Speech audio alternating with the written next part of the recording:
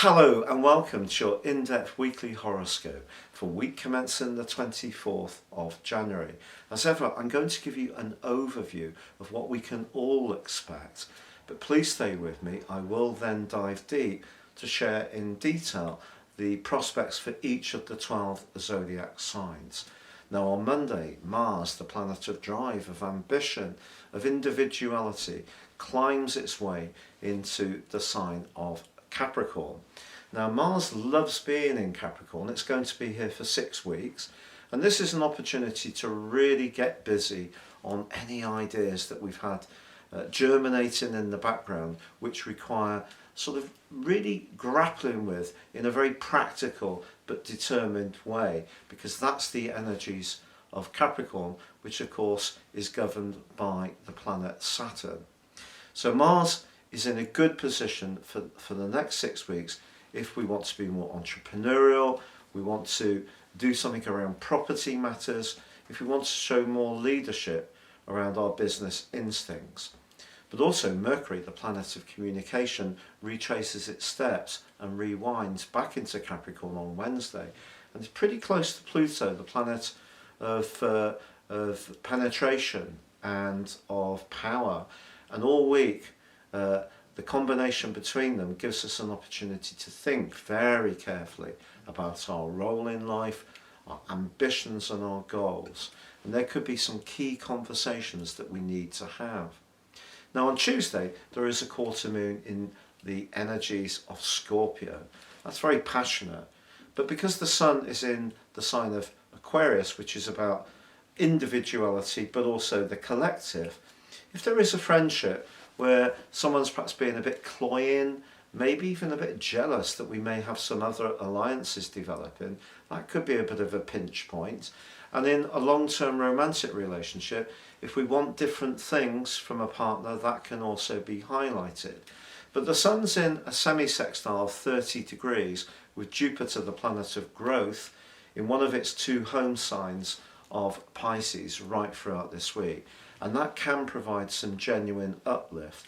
The sun about the collective, Jupiter in Pisces is a very spiritual location. So I think that's a very lovely background influence to have that we can all feed into. Now, if you're new to my channel, I'd be honoured if you would subscribe. Please click or tap on the bell notification symbol. Also, if you'd like to get your free daily written horoscope fired to your device each morning, you can do so by clicking on the link beneath this video. I've written these for over 25 years and it would be a joy to share it with you. Also, year 22 may be underway and we're making rapid progress into this latter part of its first month. But if you'd like to ascend above this Zodiac broadcast and understand what the next 12 months holds for you at a more personal level based on your personal astrology, if you take advantage of my special package, you can get 30% off by ordering a character analysis as well, and this will give you Syrian insights as what to expect. Please see the link for that beneath this video too. Hello Taurus, and welcome to your in-depth forecast for week commencing the 24th of January. There's been that big push in recent years to shake things up somewhat. Of course, you've had Uranus in your own sign. You now have the North Node there. That's really critical too, to new beginnings. And at least living your life in a way which really works for you as an individual. Of course, we can't all do things that just enhance our freedom. There always has to be some responsibilities and obligations. But Mars, the planet of desire, has been making its way over the last 6 weeks through a very intense part of your scope. And that may have had some significant impacts in terms of your intimate encounters or your attitude to longer term finances. But on Monday, Mars moves into your sister Earth sign of Capricorn, where it will be for the next 6 weeks. Now, of course, it depends on where you're located in the world.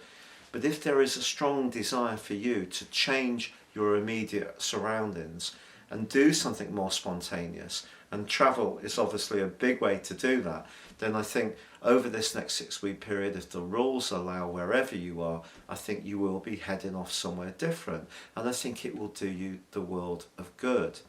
But also the change for you might be around what you do in terms of work or your life role, because I think that's also under the astral microscope.